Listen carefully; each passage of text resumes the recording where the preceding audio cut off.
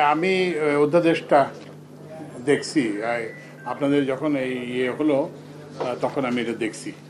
তো এইটা দেখে আমি অ্যাকচুয়ালি উপদেষ্টা পরিষদের কয়েকজনের নজরে এই জিনিসটা আনছি যে এখানে কিছু প্রভিশন আছে যেগুলো অপপ্রয়োগের সম্ভাবনা আছে। এই যে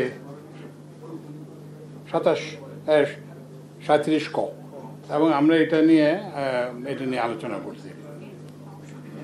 তো এখন আপনাদের যে অবস্থান সেটা হচ্ছে যে এটা বাতিল করে দিতে হবে। তো এইটা একটা অবস্থান, কিন্তু আপনার একটা জিনিস মনে যে যে একটা তো হচ্ছে যে এটা বাতিল করতে হবে, এটা একটা পজিশন। আরেকটা পজিশন হতে পারে যে এই যে অধ্যাদেশটার যে অপপ্রয়োগের যে সম্ভাবনা আছে সেগুলোকে অ্যাড্রেস করা যায় কিনা, তো সেটাও আপনারা একটু যদি মাথায় রাখেন তাহলে ভালো হয়। কিন্তু এটাতে যে একটা ডিফেক্ট আছে, ইনহেরেন্ট একটা ডিফেক্ট আছে, সেটা সম্পর্কে কিন্তু আমরা সম্পূর্ণ সচেতন। তো ওই জন্য আমি তো আর কিছু বলতে পারি না। আমি তো উপদেষ্টা পরিষদে এটা আলাপ করবো, আপনাদের বক্তব্য যেটা বাতিল করার দাবি সেটা আমরা জানাবো।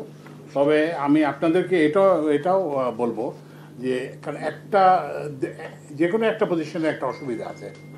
আপনার যে কোনো জীবনে দেখবেন, যে কোনো একটা স্বামী স্ত্রীর সম্পর্ক বলে, যে কোনো ইয়েতে আপনি যদি এইটাই পজিশন, তাহলে তো কোনো অগ্রগতি হয় না। তো ওই জন্য আপনাদেরকে আমি অনুরোধ জানাবো, বিনীতভাবে অনুরোধ জানাবো, আপনার এটা ভেবে দেখবেন যে এই অধ্যাদেশটা রেখে কোনো সেফগার্ডস ইন্ট্রোডিউস করলে, কি সেফগার্ডস ইন্ট্রোডিউস করলে আপনাদের কাছে এটা গ্রহণযোগ্য হবে। যেমন ধরেন আপনাদের যে মূল ইয়েটা সেটা হচ্ছে যে অধস্তন কর্মচারীকে বিনা ইয়েতে করা, তারপরে মহিলা যারা আছেন তাদেরকে বিনা ইয়েতে করা।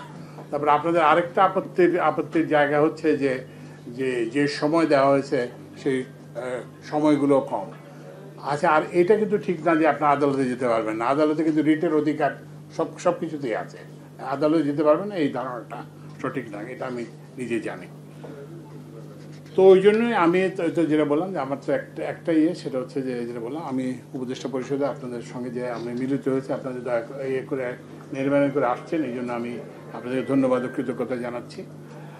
আরেকটা জিনিস হচ্ছে যেটা বলবো যে অফিসের যাতে ইয়েটা বহাল থাকে আর কি, কাজের পরিবেশ এবং কাজের যাতে, কারণ আপনারা জানেন যে আমাদেরকে খুব অল্প সময় অনেক কাজ করতে হচ্ছে।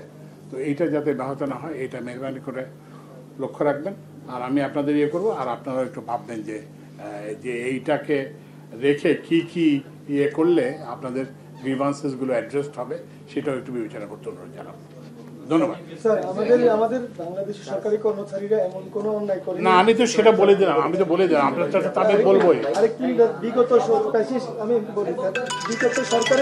সরকারের যে বৈষম্য বিরোধী ছাত্র আন্দোলনে আমরা একজন সৈনিক, এখানে সচিবালয়ের অনেক কর্মকর্তা কর্মচারী